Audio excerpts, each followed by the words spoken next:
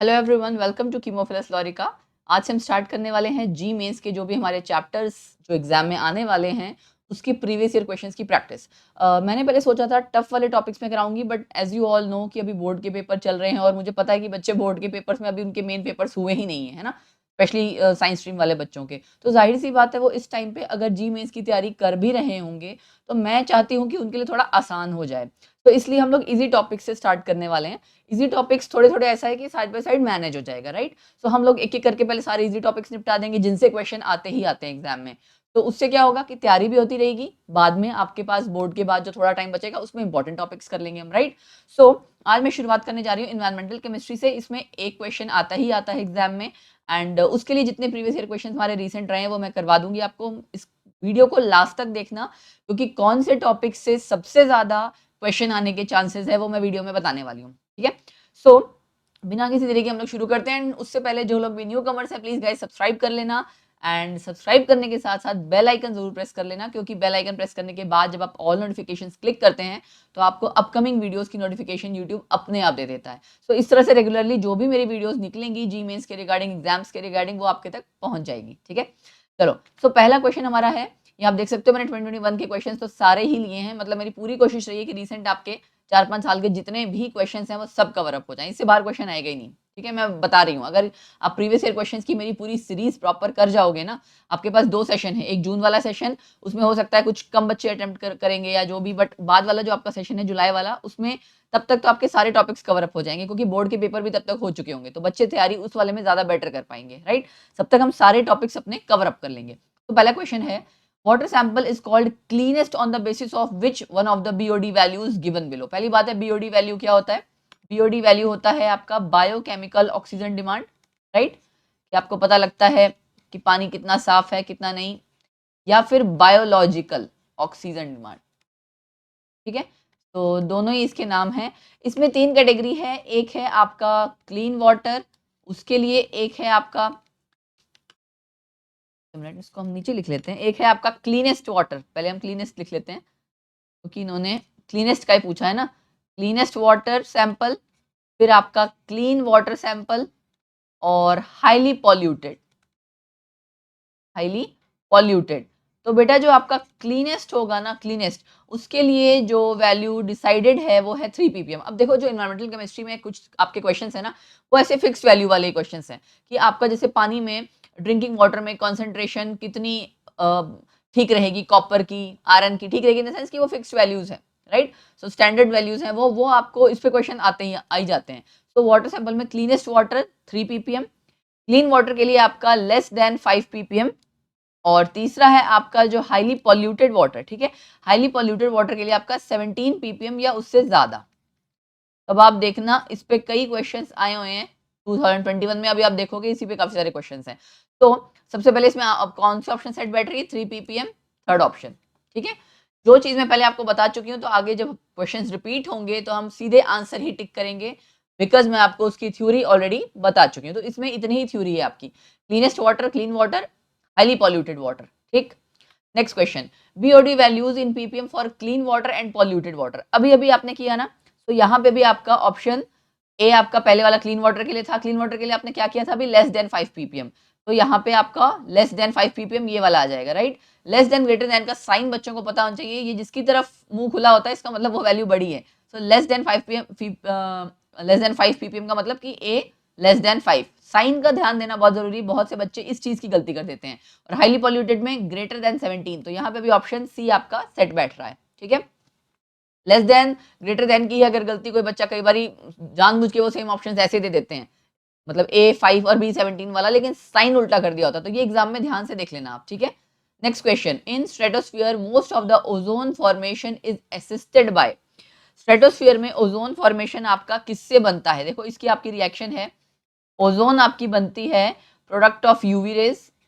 आपको पता है ना, यूवी रेज से बचाती है हमें ओजोन लेयर। तो product of UV rays on O2 molecules, oxygen के मॉलिक्यूल्स पे जो यूवी रेज का अटैक होता है आप कह सकते हो, उससे आपका ओजोन बनता है, राइट।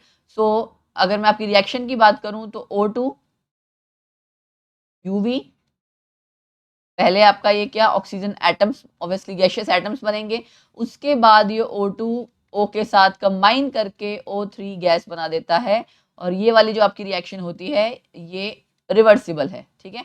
सारा आपका गैशियस कंडीशन में ही है। तो रिएक्शन मैंने आपको जस्ट बता दी, बट रिएक्शन क्योंकि अगर इससे रिगार्डिंग कोई क्वेश्चन आ जाएगा ऑब्वियसली तो, बट ऑप्शन आपकी क्या आ जाएगी यहाँ पे, in stratosphere most of the ozone formation is assisted by ultraviolet radiation, UV rays. तो ये रिएक्शन भी कर लेना, पता लग गया आपको। ऑक्सीजन मॉलिक्यूल्स पे जब यूवी रेस का असर होता है तब आपकी ओजोन गैस बनती है। कैसे बनती है, पहले आपके ऑक्सीजन के एटम्स बनते हैं, वो ऑक्सीजन मॉलिक्यूल के साथ फर्दर रिएक्ट करके ओजोन गैस बनाते हैं, ठीक है।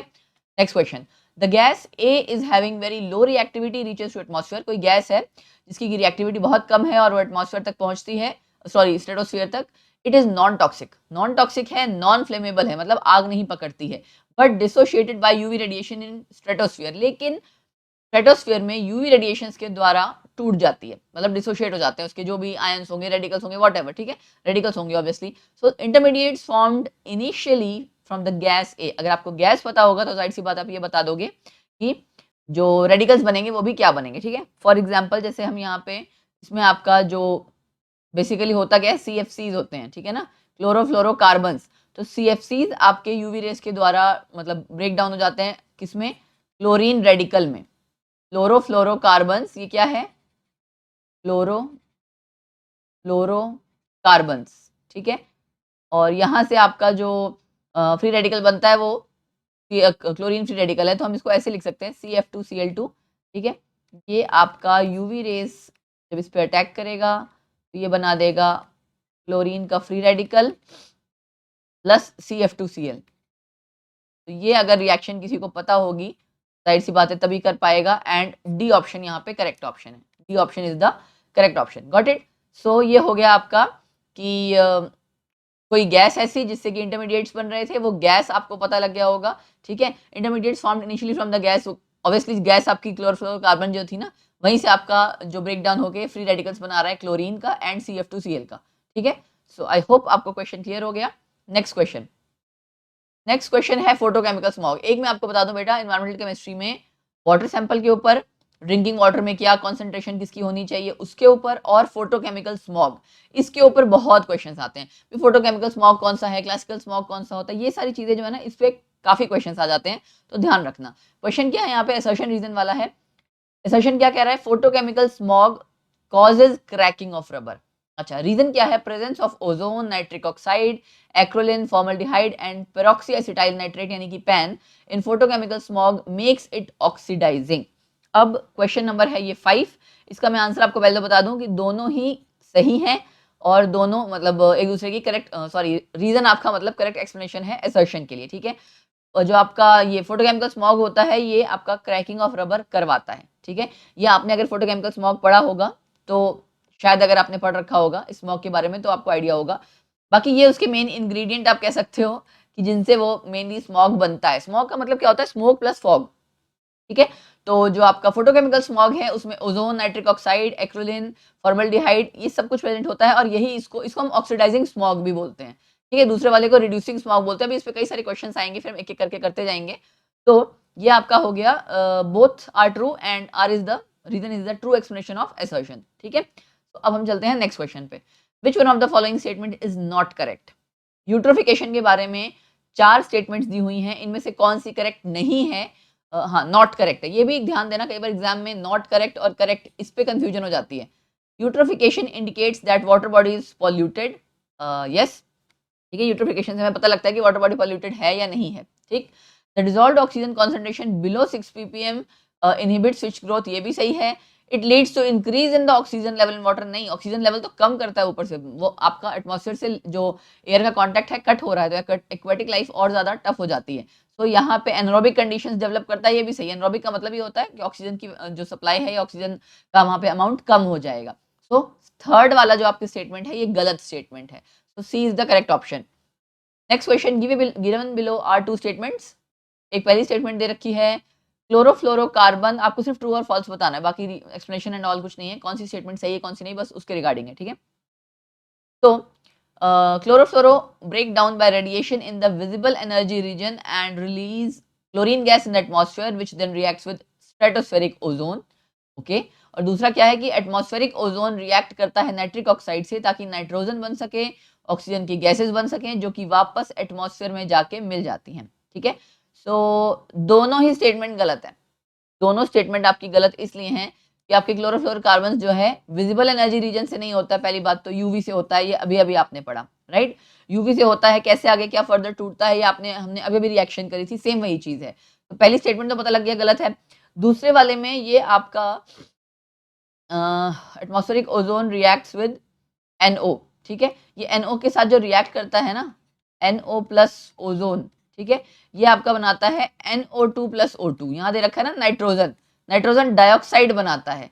तो यहाँ पे ये गलती है और यहाँ पे विजिबल रीजन वाली गलती है। तो दोनों ही स्टेटमेंट्स आपकी गलत हैं, इसलिए बी ऑप्शन यहाँ पे करेक्ट सेट बैठेगा इस क्वेश्चन के लिए। ठीक है, अब देख सकते हो आप बार बार कुछ क्वेश्चंस किन टॉपिक्स पे ज्यादा आ रहे हैं।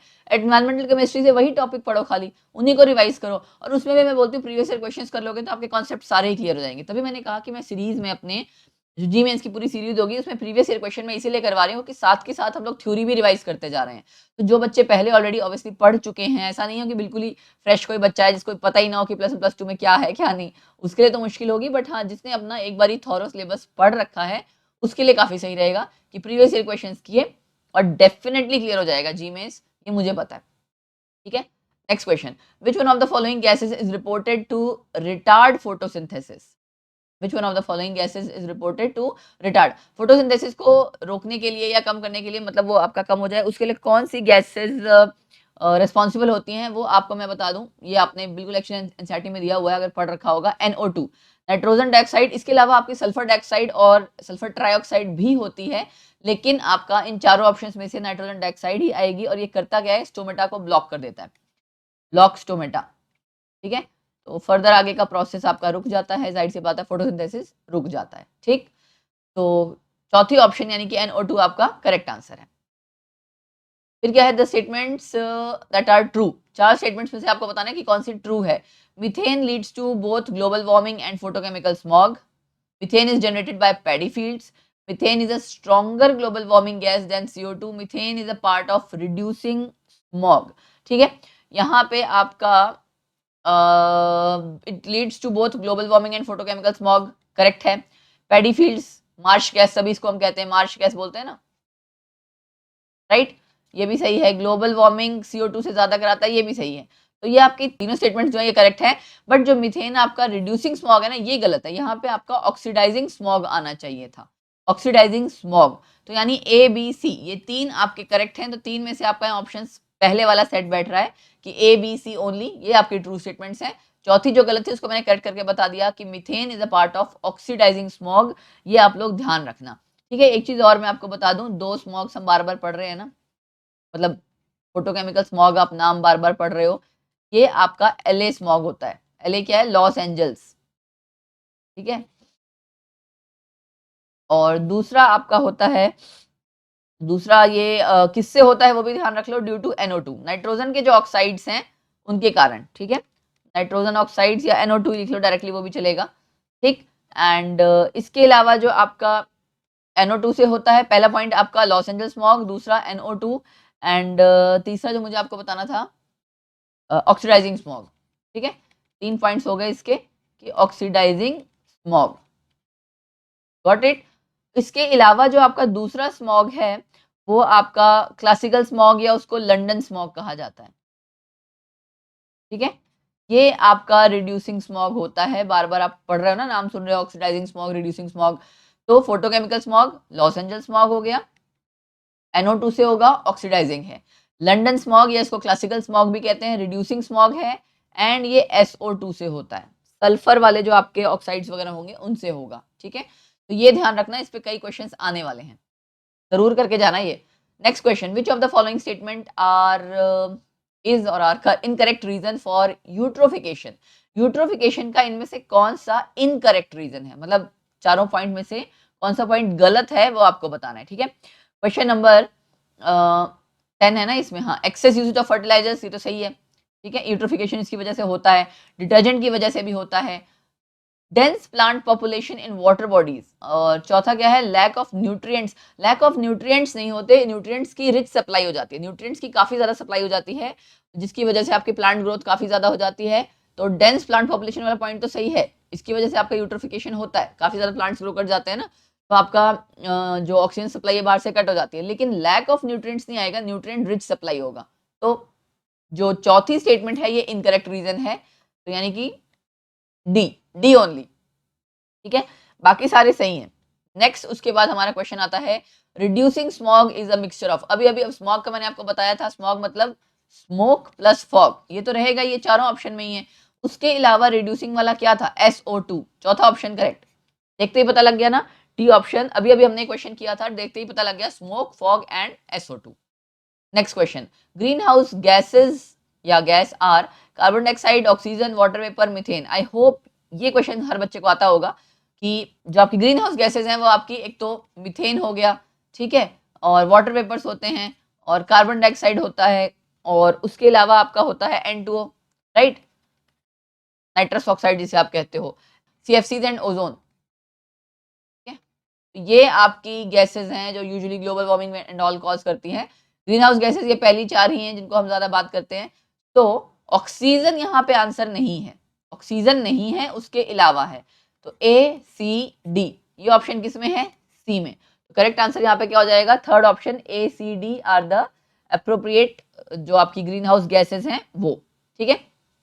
तो आंसर हो गया हमारा 12th का ग्रीन हाउस गैसेस। इसके बाद next question, the type of pollution that gets increased during the daytime and in the presence of ozone।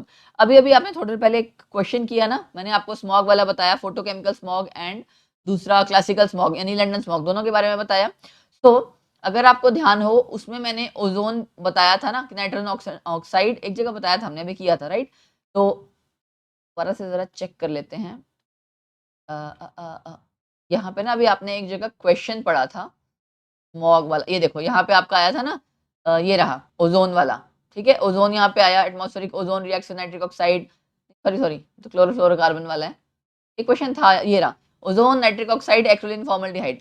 सो अगर इसको आपने पढ़ा होगा ध्यान से, मैंने तभी कहा ना क्वेश्चन ध्यान से पढ़ना, तो आपका ये वाला क्वेश्चन जो आप प्रेजेंट वाला क्वेश्चन हम करने जा रहे थे, ये आपका आसानी से हो जाएगा। वो स्टार्टिंग में बेशक आपको ये ना पता लगे यहाँ तक, बट ये लास्ट तक आते आते इन प्रेजेंस ऑफ ओजोन, ये तो आप आसानी से बता ही सकते हो। इससे हमें पता लग रहा है कि हमारा आंसर क्या हो जाएगा, ए, यानी कि ऑक्सीडाइजिंग स्मॉग। फोटोकेमिकल स्मॉग आपका ओजोन की प्रेजेंस में होता है और दिन में होता है, ठीक है, दिन में ये बढ़ता है, ठीक है, मतलब कहने का मतलब है जब भी आपका वार्म सनी वेदर होगा तब, warm dry and sunny day में आपका ये इस तरह का स्मॉग होता है। Next, presence of ozone in troposphere, ये तो शायद सबको आता होगा, ठीक है, presence of ozone in troposphere क्या करता है, ग्रीन हाउस इफेक्ट करता है, ग्रीन हाउस इफेक्ट से हमें प्रोटेक्ट करता है, यूवी रेडिएशन से हमें प्रोटेक्ट करता है, ओजोन यूवी रेडिएशन से हमें स्ट्रेटोस्फियर में प्रोटेक्ट करता है। तो ये वाली ऑप्शन मत टिक कर देना, ये गलत हो जाएगा, ठीक है, बच्चे जनरली ये वाली ऑप्शन टिक कर देते हैं बट ये गलत हो जाएगा। तो करेक्ट आंसर है यहाँ पे फोटोकेमिकल स्मॉग क्रिएट करता है, अभी अभी आपने कहा ना ओजोन क्या करता है, फोटोकेमिकल स्मॉग क्रिएट करता है। इसमें यूवी रेडिएशन तब सही होता अगर यहाँ पे स्ट्रेटोस्फियर दिया होता, गॉट इट। सो आंसर यहाँ पे आ गया 14th का डी। नेक्स्ट, नेक्स्ट क्या है, दो स्टेटमेंट्स दी हैं, पहली स्टेटमेंट है आपका कि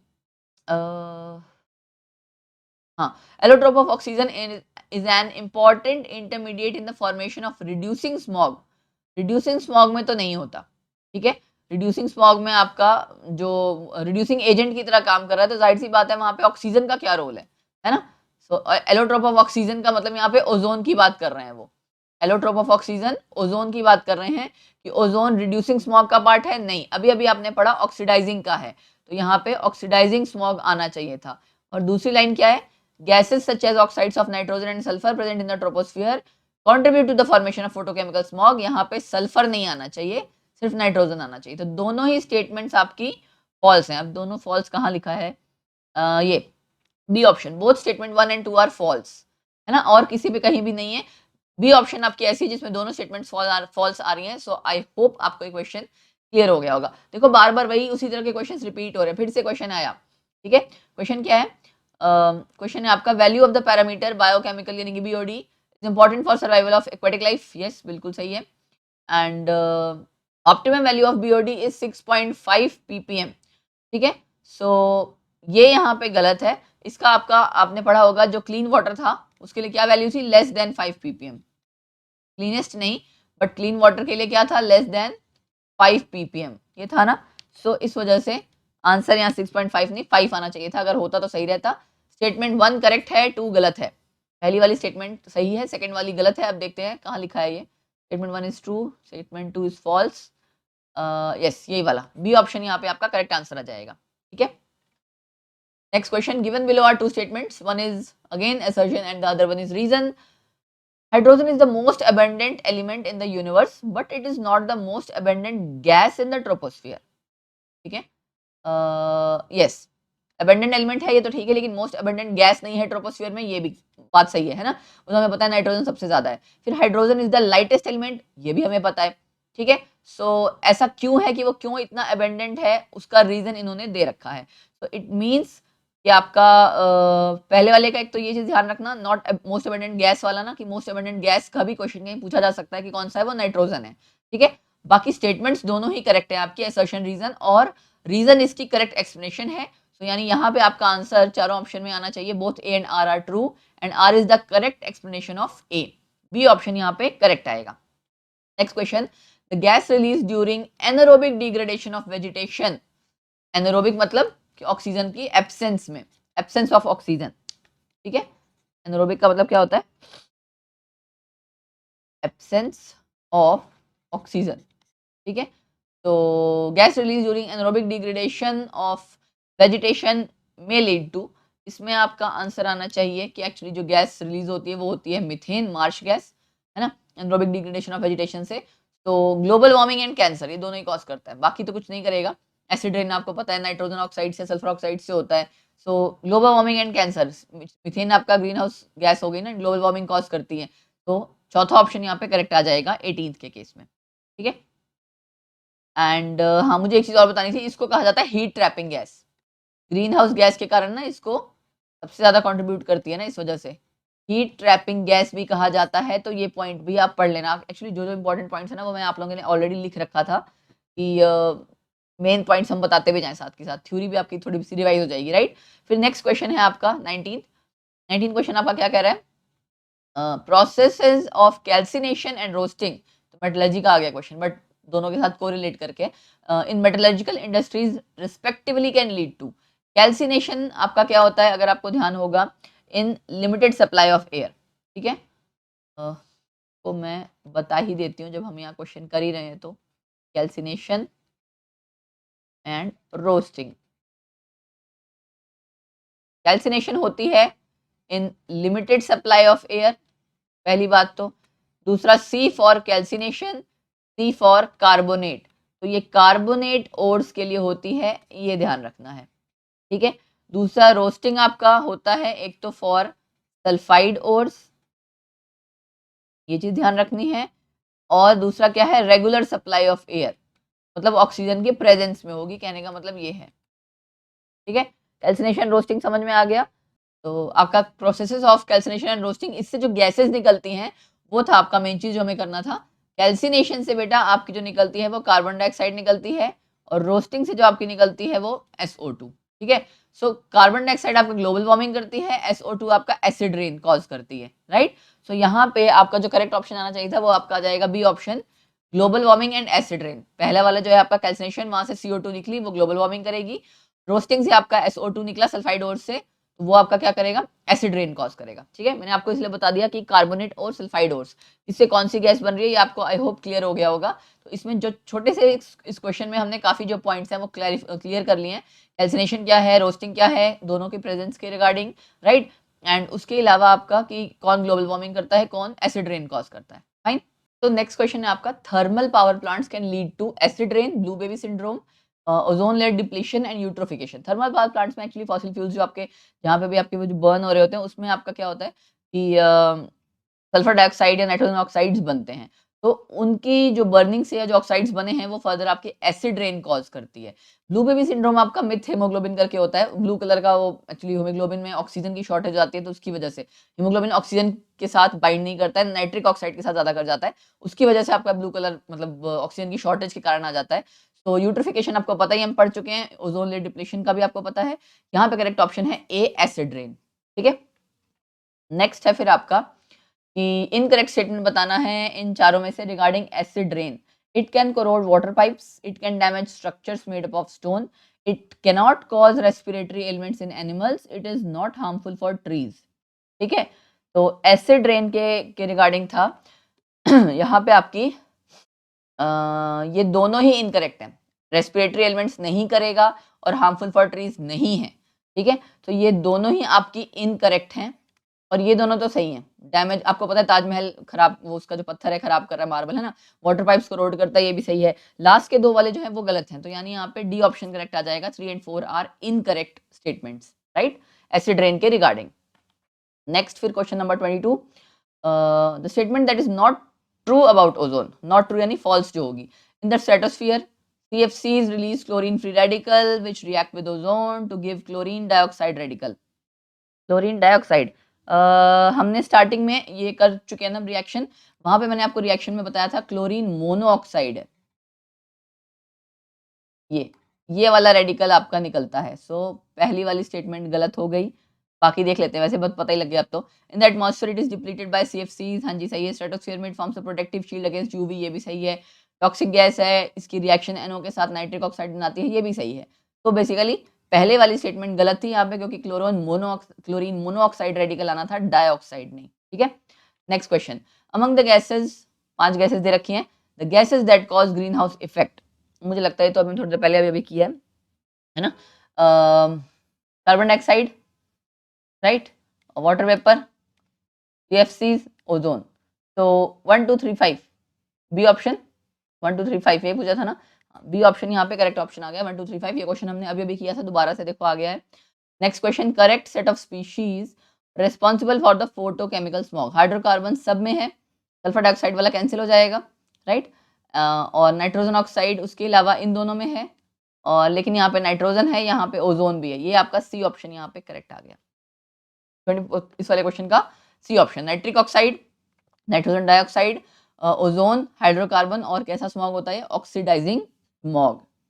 next question, primary pollutant that leads to photochemical smog, अभी तो हमने किया, right. Primary pollutant that leads to photochemical smog, acrolein, nitrogen oxides, ozone, sulphur dioxide. तो आप लोग सोचोगे यार ओजोन एक्रोलीन भी तो होता है। मेन उसने कहा ना प्राइमरी पॉल्यूटेंट, तो यहाँ पे नाइट्रोजन ऑक्साइड मेन वाला होगा, इसलिए आंसर बी आएगा यहाँ पे। ठीक, next question, the regions of the atmosphere where clouds are formed and where we live. The regions of atmosphere where clouds are formed and where we live respectively, दोनों ही आपकी ट्रोपोस्फियर है, दोनों ही आपकी ट्रोपोस्फियर है, तो यहाँ पे सी आंसर आ जाएगा। ठीक है, वो आपको जो एक्चुअली लेयर्स वगैरह नहीं है कि आपका उसमें वैल्यू थी ना आपकी, मैं आपको नोट डाउन ही करवा देती हूँ, इसको लिख ही लो तो ज़्यादा सही है। Troposphere up to height of, ये अबव सी लेवल हाइट है ये, ठीक है। उसके बाद आपका 11 से 50 किलोमीटर के बीच में फिर स्ट्रेटोस्फियर आ जाता है, स्ट्रेटोस्फियर, राइट। देन 50 टू 90 में आपका आ जाएगा मीजोस्फियर, फिर 90 टू 800 में अब क्या आएगा, थर्मोस्फियर, ठीक। एंड उसके अलावा 800 से 3000 या आगे जो भी आपका, इतना तो खैर पूछा ही नहीं जाता, बट ये है कि चलो थोड़ा बहुत पता रहे तो अच्छा ही है। एग्जाम की तैयारी कर रहे हैं तो एक्स्ट्रा ही पता होना चाहिए। कम पता होना खतरनाक है, ज़्यादा पता होना खतरनाक नहीं है।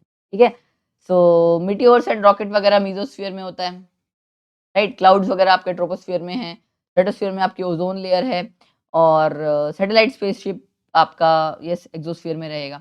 ठीक, उसके अलावा आई डोंट थिंक सो आपको कुछ एक्स्ट्रा इसमें जाने की जरूरत है, इतना काफ़ी है यार, more than sufficient. Next question, next question आपका है air pollution that occurs in sunlight. ठीक है। थोड़ी देर पहले हमने एक स्टार्टिंग में अभी किया था, मैंने कहा था ना फोटोकेमिकल स्मॉग जो आपका वार्म ड्राई सनी डे में होता है, ऑक्सीडाइजिंग स्मॉग, ध्यान है। तो यहाँ पे आंसर क्या आ जाएगा, सी ऑक्सीडाइजिंग स्मॉग। अगर ऑप्शन दिया होता फोटोकेमिकल स्मॉग तो वो आप टिक करते, या फिर उसका दूसरा नाम लॉस एंजल्स स्मॉग या फिर ऑक्सीडाइजिंग स्मॉग। सनलाइट में जो वार्म सनी डे में जो स्मॉग होता है वो आपका होता है फोटोकेमिकल स्मॉग, जिसका नाम है लॉस एंजल्स स्मॉग या ऑक्सीडाइजिंग स्मॉग। आप देख सकते हो फोटोकेमिकल स्मॉग पे काफी क्वेश्चन आ रहे हैं, है ना। Excessive release of CO2 into the atmosphere results in global warming, polar vortex, formation of smog, depletion of ozone. I hope आपको इसमें कोई डाउट नहीं होगा। ग्लोबल वार्मिंग हम बार बार पढ़ चुके हैं, ये थोड़ा सा टिक नीचे क्लिक हो गया। ग्लोबल वार्मिंग हम बार बार पढ़ चुके हैं कि CO2 आपका ग्लोबल वार्मिंग कॉज करता है। कार्बन डाइऑक्साइड गैस जैसे ही बढ़ेगी ग्लोबल वार्मिंग बढ़ेगी। Next, the layer of atmosphere between 10 to 50 above the sea level. अभी अभी किया हमने स्ट्रेटोस्फियर। कितने सिंपल क्वेश्चन है, कुछ है ही नहीं इसमें, है ना। फिर उसके बाद नेक्स्ट आपका आ जाएगा which is wrong with respect to our responsibility as a human being to protect our environment. इनमें से क्या गलत है एज अ रिस्पॉन्सिबल सिटीजन, ठीक है, या ह्यूमन बीइंग कहना चाहिए। Restricting the use of vehicles, ये तो अच्छी बात है, पॉल्यूशन कम होगा। Avoiding the use of flood lighted facilities, जाहिर सी बात है फैसिलिटीज जिनके लिए जहां जरूरत है वहां पर, ठीक है ना। Setting up compost tin in gardens, ये भी ठीक है। प्लास्टिक बैग हमें यूज नहीं करना, ये इनकरेक्ट है या गलत चीज है। तो यूजिंग प्लास्टिक बैग्स ये रॉन्ग होगा as a responsible human being protect our environment. So D option यहाँ पे करेक्ट आ गया, ठीक है।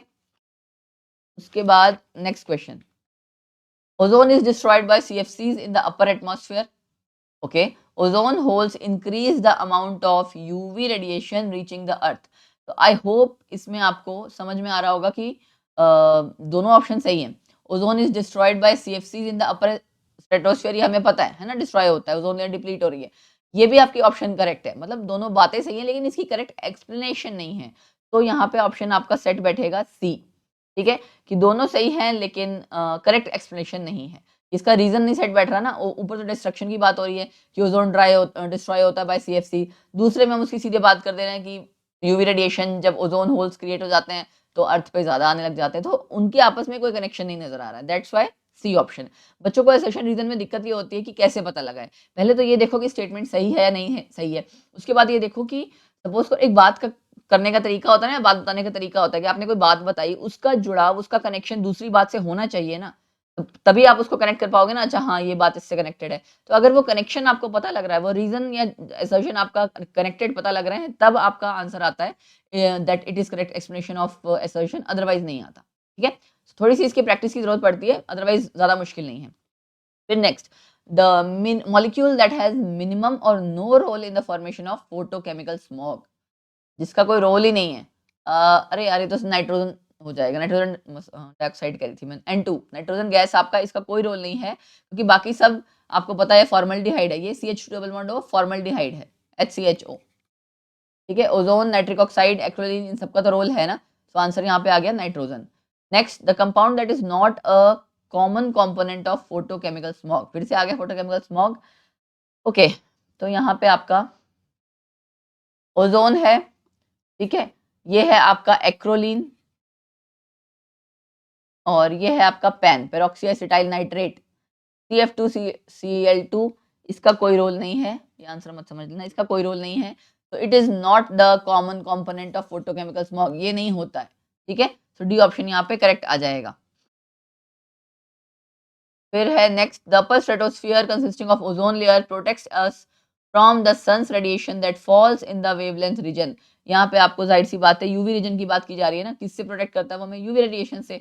तो आपकी जो इसकी रेंज है वो 200 से 315 नैनोमीटर, ए ऑप्शन करेक्ट आ जाएगा। थोड़ा सा देखो घुमा के क्वेश्चन पूछा है, अगर बच्चे को पता होगा तो जाहिर सी बात है विबग्योर आपका विजिबल रीजन है, तो उसके आसपास आपका यूवी एंड इंफ्रारेड आता है, ठीक है।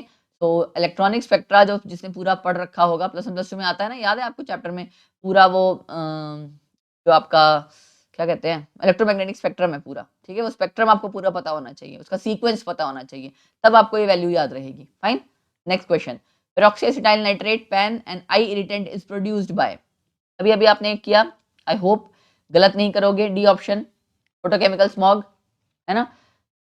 Next, Taj Mahal is being slowly disfigured and discolored. This is primarily due to acid rain. B option, ठीक है जी। Higher concentration of which gas in air can cause stiffness of flower buds. ये नई चीज आई, right, ये बेटा आपको नई चीज आई। और ये मैं आपको बता दूं SO2, इसके कारण आपका सल्फर डाइऑक्साइड के कारण सल्फर जो फ्लावर बड्स होती हैं, फ्लावर की जो कलियां होती है ना फूल की, उसमें स्टिफनेस आ जाती है। तो ये नई चीज थी, बिल्कुल ही डिफरेंट सा क्वेश्चन है, तो कर लेते हैं। नेक्स्ट है the region that is not involved in the ozone layer depletion mechanism in the stratosphere. Region नहीं, सॉरी, रिएक्शन, इनमें से कौन सी रिएक्शन नहीं है? तो ये आपका जो आप, मैंने को याद है मैंने स्टार्टिंग में आपको बताया था, स्टार्टिंग में हमने किया था CF2Cl2 टूटता है तो आपका ये बनाता है, ठीक है, और ये क्लोरीन फ्री रेडिकल आपका ऑक्सीजन के साथ ये भी उसमें होती है, ये वाली भी होती है, बट ये मीथेन वाला है, इसका कोई कनेक्शन नहीं है। तो this one is the answer, it is not involve in the ozone layer depletion mechanism in the stratosphere. यहाँ से आपका ओजोन लेयर डिप्लीट नहीं हो रही है। बाकी में तो समझ में आता है क्लोरोफ्लोरोकार्बन्स काम कर रहे हैं या जो रेडिकल्स बने वो ऑक्सीजन के साथ रिएक्ट कर रहे हैं, है ना, बट इसका कोई रोल नहीं है। मीथेन गैस, मार्श गैस का वहां पे कोई रोल नहीं है, ठीक है। ये हो गया आपका क्वेश्चन। अब हम चलते हैं नेक्स्ट क्वेश्चन पे। The presence of soluble fluoride ion up to 1 ppm concentration in drinking water is, अच्छा, टीच के बारे में अब यहाँ बात आ गई है, या बोन्स मतलब फ्लोराइड के बारे में बेसिकली। तो F नेगेटिव कॉन्सेंट्रेशन ना, F negative concentration up to 1 ppm makes enamel more harder. इसके बाद खराब करने लगेगा वो, ठीक है। और ऐसा कैसे करता है वो मैं आपको बता दूं, बाय कन्वर्टिंग की रिएक्शन है बकायदा, वो कर लो क्योंकि उस पर क्वेश्चन आगे भी आएगा। हाइड्रोक्सीपेटाइट CA3PO4 ट्वाइस कैल्शियम हाइड्रोक्साइड, ये किसका फॉर्मूला है ये ध्यान रखना है आपने। हाइड्रोक्सीपेटाइट में बोल रही थी ना, उसी का। इसको ये कन्वर्ट कर देता है फ्लोरोपेटाइट में, ठीक है। फ्लोराइड आयन कॉन्सेंट्रेशन किसमें कन्वर्ट कर देता है, ये हाइड्रोक्सीपेटाइट है क्या, एनएमएल ही है आपका, ठीक है। CA3PO4 ट्वाइस एंड उसके बाद CaF2, तो ये आपका हो जाएगा जी फ्लोरोपेटाइट। थ्योरी पढ़ने का साथ में ये बेनिफिट होता है कि आपका क्वेश्चन की प्रैक्टिस भी हो रही है, थ्योरी भी रिवाइज हो रही है, तो यही तरीका बेस्ट होता है एग्जाम का लास्ट मंथ में तैयारी करने का। तो हाइड्रोक्सीपेटाइट आपका फ्लोरोपेटाइट में कन्वर्ट हो जाता है F नेगेटिव कॉन्सेंट्रेशन से, तो यानी एनएमएल को और हार्ड बनाता है, ठीक है। लेकिन 2 ppm से ज्यादा अगर हो जाएगा, अबव 2 ppm कंसंट्रेशन अगर हो जाएगी फ्लोराइड आयन की, तो क्या होगा आपका, तो brown moulting of teeth, sorry brown mottling of teeth, brown brown सा आपका देखा है वो टीथ में ना अजीब सा कुछ लगने सा लग जाता है, उसको कह रहे हैं ये, ठीक है। सो यहाँ पे तो ऑप्शन आपका डी आएगा, सेफ फॉर टीथ। बाकी तो और कुछ ऑप्शन करेक्ट बैठ नहीं रहा है, बट इसकी थ्योरी जो है वो सारी कर लेना, मैंने आपको इसलिए बता दी कि आगे इस पे क्वेश्चन जब आए तो आप कर सको, ठीक है जी। यस, आई थिंक मैंने इससे रिलेटेड आपको सारे पॉइंट्स बता दिए। Next question, the condition that indicates a polluted environment, okay, 0.03% of CO2 in the atmosphere, BOD value of 5 ppm, eutrophication, pH of rainwater to be 5.6। Polluted environment हमें यहाँ पे eutrophication से ही पता लग रहा है, और तो अभी बाकी सब आप ये कह सकते हो कि लेवल में ही है। पीएच आपका 5.6 मेंटेन है, उससे ज्यादा होगा तब ऐसे ड्रेन हो जाएगा। बीओडी 5 ppm तक ठीक माना जाता है ना, तो बाकी सब सही है। यूट्रोफिकेशन यहाँ पे करेक्ट आंसर आ जाएगा, highly polluted environment, aquatic life वाला।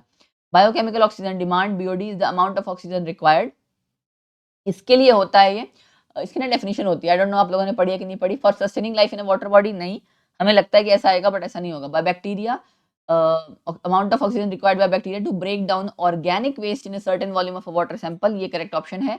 बाकी भी हम पढ़ लेते हैं।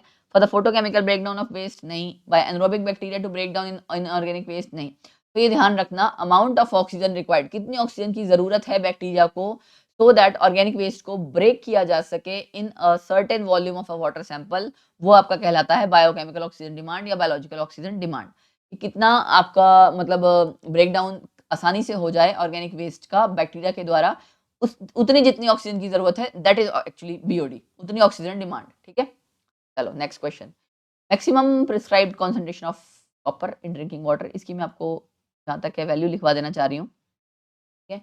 मैंने एक जगह लिख रखी थी, में आंसर तो आपका आ जाएगा 42 का 3 ppm, ध्यान रखना। और वैल्यू है इसकी यार, कॉपर की 3 ppm है, फिर एल्यूमिनियम और आयरन की, ये ना एनसीईआरटी में दे रखा है। तो एनवायरमेंटल केमिस्ट्री में कोई भी क्वेश्चन एनसीईआरटी से बाहर आता ही नहीं कहीं, बिल्कुल डिट्टो वहीं से उठा के दिया होता है। 0.2 ppm, ठीक है। जिंक एंड कैडमियम ये रह गया ना, जिंक आपका 5 और इसका 0.005 ppm। अगर आप लोग एनसीईआरटी खोल के देखो तो सारा कुछ वहां पे मेंशन है। तो यहाँ पे करेक्ट आंसर आ गया 3 ppm, ठीक है। नेक्स्ट उसके बाद नेक्स्ट है water samples with BOD values of 4 and 18 ppm, क्या बताएगा। 4 ppm यार, अब ये हमने स्टार्टिंग में कर रखा था ना, क्लीन वाटर वाला, क्लीनेस्ट वाटर वाला वही है। तो यहाँ पे आंसर आपका करेक्ट आ जाएगा C, clean water and highly polluted 17 से ज्यादा था ना, A less than 5, B greater than 17, ये वही वाला आपका सेम ऑप्शन, सेम क्वेश्चन दूसरे तरीके से पूछा हुआ है। Concentration of dissolved oxygen in cold water can go up to, ये एक थोड़ा सा नया क्वेश्चन आया, ये ध्यान रखना, यहाँ पे आंसर याद ही रखना पड़ेगा 10 ppm। डिजॉल्व्ड ऑक्सीजन की कॉन्सेंट्रेशन कोल्ड वाटर में 10 ppm तक जा सकती है।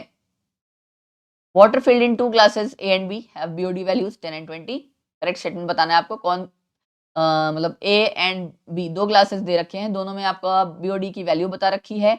सो आपको पहले तो ये कॉन्सेप्ट पता होना चाहिए भाई कि लो बीओडी है और हाई बीओडी है, इसका क्या मतलब है। लो बीओडी मतलब क्लीन वाटर, हाई बीओडी मतलब पॉल्यूटेड वाटर, ठीक है।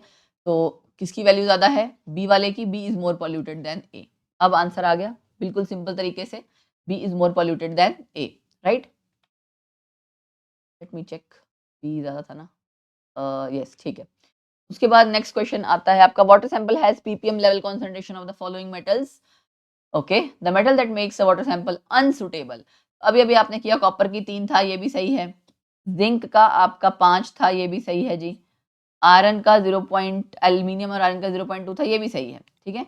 मैग्नीज का 5 गलत है, मैग्नीज का आपका 0.05 होना चाहिए, ठीक है। हमने यहाँ पे मैग्नीज नहीं किया था ना, हाँ मैग्नीज उसमें नहीं था। 0.05 ppm आपका इसकी वैल्यू होनी चाहिए, तो यहाँ पे करेक्ट आंसर बी ऑप्शन आ गया। इसकी जो है अनसुटेबल सैंपल बता रखी है इन चारों में से, ठीक है। Next, which of the following conditions in drinking water causes with hemoglobinia, मैंने आपको बताया था स्टार्टिंग में, ये वर्ड मैंने आपको स्टार्टिंग में याद है बताया था कि जो आपका ऑक्साइड है नाइट्रोजन, मतलब NO3 नाइट्रोजन का ऑक्साइड, तो नाइट्रेट्स बेसिकली जो आपके होते हैं, नाइट्रेट्स आपका कंबाइन कर जाते हैं HB के साथ HB के साथ, इसकी वजह से ब्लू बेबी सिंड्रोम हो जाता है, ठीक है। और ऑक्सीजन कंबाइन नहीं कर पाती है, तो दैट्स वाई आपका ये वाली कंडीशन डेवलप होती है। तो यहाँ पे और कुछ देखने की जरूरत नहीं है, सीधे नाइट्रेट देख के इस पे टिक कर देना, बाकी याद रखो कि ग्रेटर देन 50 ppm है, ठीक है। तो ये हो गया आपका क्वेश्चन। देन लास्ट के 3 क्वेश्चंस रह गए बस हमें। पीएच ऑफ रेन वाटर, ये भी पता चल गया होगा, अराउंड 5.6 है ना, 5.6 से ज्यादा थोड़ा होता है एक्चुअली, ये वैल्यू मानी जाती है बॉर्डर लाइन वाली कि आपका पीएच ऑफ रेन वाटर आपका ये रहता है, इसके बाद की जो होती है फिर वो एसिड रेन मानी जाती है, ठीक है। Recommended concentration of fluoride ion in drinking water is up to 1 ppm, as fluoride ion is required to make teeth enamel harder by converting this into this। अब देख लो यहाँ पे क्या था, ये था ना, अभी मैंने रिएक्शन करवाई थी आपको फ्लोरोपेटाइट वाली, तो सी आंसर। देख रहे हो आप, क्वेश्चन बार बार रिपीट हो रहे हैं, वही लिमिटेड टॉपिक से क्वेश्चन आ रहे हैं। Next, BOD value can be a measure of water pollution caused by the organic matter, okay. तो ये बताना है आपको इन चारों में से कौन सी स्टेटमेंट करेक्ट है। Polluted water has BOD value higher than 10 ppm. Aerobic bacteria decreases the BOD value. Aerobic bacteria BOD value को घटाएगा, ऑक्सीजन प्रोवाइड कराएगा। Anaerobic bacteria increases, जाहिर सी बात है ना, एनरोबिक मतलब जो ऑक्सीजन की प्रेजेंस में काम नहीं करते। Clean water has BOD value higher than 10 ppm, इसमें से करेक्ट कौन सी है वो बोला हुआ है। तो ये जो भी आपकी स्टेटमेंट्स अगर आपने देखा होगा, स्टेटमेंट सिर्फ करेक्ट पूछी हुई है, ठीक है। एरोबिक बैक्टीरिया और एनरोबिक बैक्टीरिया बीओडी वैल्यू के ऊपर कोई ऐसा खास असर नहीं करते, मतलब ये जस्ट मैंने आपको सारी स्टेटमेंट्स पढ़ के बता दी। क्लीन वाटर की वैल्यू आपको ऑलरेडी हम पढ़ चुके हैं, स्टार्टिंग में याद है, cleanest water, clean water 5 ppm, less than 5 ppm, वो सब हम पढ़ चुके हैं। तो इन चारों में से आपका जो पहले वाला है सिर्फ यही करेक्ट है कि पॉल्यूटेड वाटर, हमने इसमें कहा था हाईली पॉल्यूटेड 17 है, पॉल्यूटेड वाटर के लिए 10 ppm वाली वैल्यू है। बाकी सारे स्टेटमेंट्स यहाँ पे गलत हैं, सिर्फ पहली वाली सही है। तो this was all about environmental chemistry. तो एनवायरमेंटल केमिस्ट्री के हमने सारे क्वेश्चंस कर लिए हैं, ऑलमोस्ट 50 क्वेश्चन किए हैं हमने।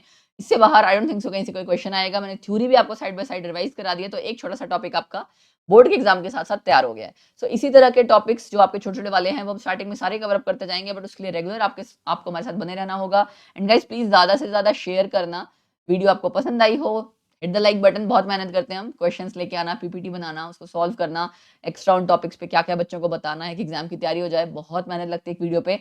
सो प्लीज आपका एक लाइक हमें और मोटिवेशन देता है, एंड ज्यादा से ज्यादा जब आप शेयर करोगे तो बहुत सारे लोगों तक वीडियो पहुंचेगी, उनकी भी हेल्प होगी।